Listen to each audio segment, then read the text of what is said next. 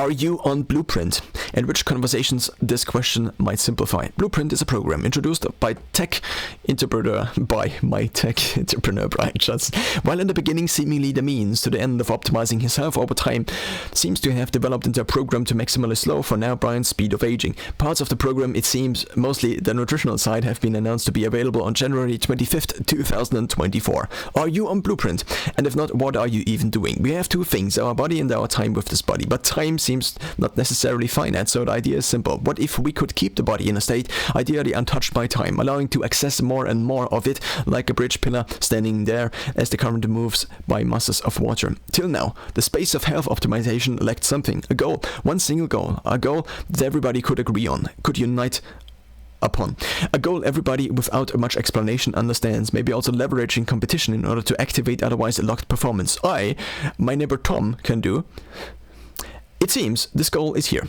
It's not to slow down time, but to build a system that maintains a body that won't erode as the masses of water hit it, second after second, but a body that stands there unfazed, moving unfazed through time. It seems to become measurable, maybe not as accurate and reliable as one would wish, but tests seem to emerge. As we move through time, some of us do this better than others, but most move through time like most other people, the average. Until now, it seems the time that passed since we entered this place, time passed, is what we usually refer to when talking about our age. Then there is biological age. What if someone age 80 can still keep up with the average 18-year-old, not playing Monopoly? Not only playing Monopoly, then one could say that at least in the markers we measure playing Monopoly, whether this is a running speed or skin wrinkling or the body's ability to sleep or digest food well, then we could say that at least in this specific marker the 80-year-old can keep up with the average 18-year-old. Aging test result with Inside Tracker biological age or inside age older than my current chronological age is still 18. This bypasses the normal definition of age then. It seems like the kind of wordplay someone beginning a TED Talk would state. It's not how old you are, but how old your body is. Of course, both the same as of the current definition of age, but now using biological age as a metric to compare against the population average, we slightly change the meaning of age, maybe also aging. If now, theoretically, for every unit of time that passes, one gets additional units of time to live, in other words, somehow one's life expectation increases faster than time passes by, one could say someone is, at least in the moment of observation, escaping death by time, 1 second, a minute, year, decade a time. 1 minute, year, decade a time. Technological progress is already adding years to life expectation, given one lives long enough to get enough of those added years. But as time passing remains at a constant passing speed, if we only assume that something is giving us years equal or greater than time taking them, we would escape the detrimental effects of time passing, or escape death.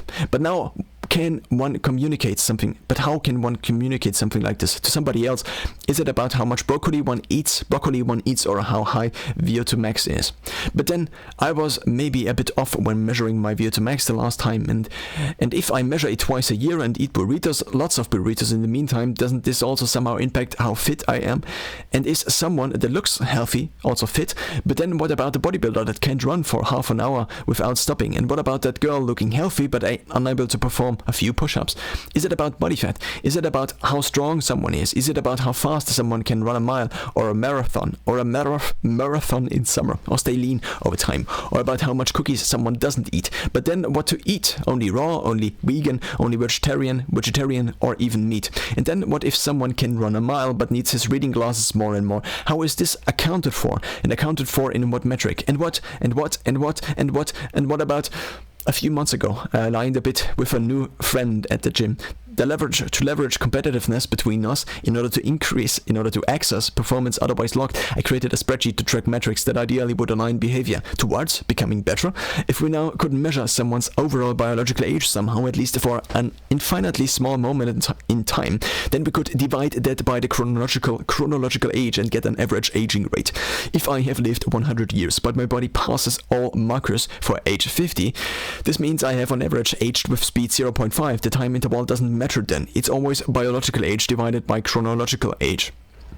But what if I test again? Then we know, at least if the result isn't identical, that at 2 different times, assuming the added biological age didn't increase exactly as predicted with the old measurements, with let's say 0.5, we aged faster or slower than before. Now what? One could again take averages, and for that one obviously has to choose a time interval. As long as a measurement isn't always updating like one's resting heart rate, even though also the tracker's sampling rate, one needs the averages. But luckily some people already thought about this. Of course, there are lots of constraints, financial ones for example. Currently a test like this costs about $500. Sampling every 2 days is therefore maybe not the best idea. The question of how healthy are you, maybe now and soon, can be answered better and better by replacing it with the answer to the question, how fast are you aging? But what if someone does then all the things required to slow down aging, maybe instead of, I've read Peter Attia's Outlive and now have done a few interval trainings. I've listened to Huberman and now do a slightly adapted version of his third sauna protocol. I have been doing 48 hours fasts each quarter. I follow Huberman's foundational fitness protocol, but different. I have been optimizing my sleep for years. Check out my Garmin sleep scores. I go to the gym almost every day, but now every day. I now only drink milkshakes to live longer. One could in future ask if one wants to know somebody's overall health, what's your aging speed? And for what are you doing to minimize it? Are you on Blueprint? Now possibly there will be others. There will be other programs, maybe some not vegan, for example. For years already companies like Inside Tracker made a little more insight into one's blood work more possible, even if maybe not affordable for many. But maybe Blueprint could develop into one of the first overarching programs, including everything from blood work, automated individualized food delivery, to also including disease prevention and management. In the end, it might turn into a system for healthcare.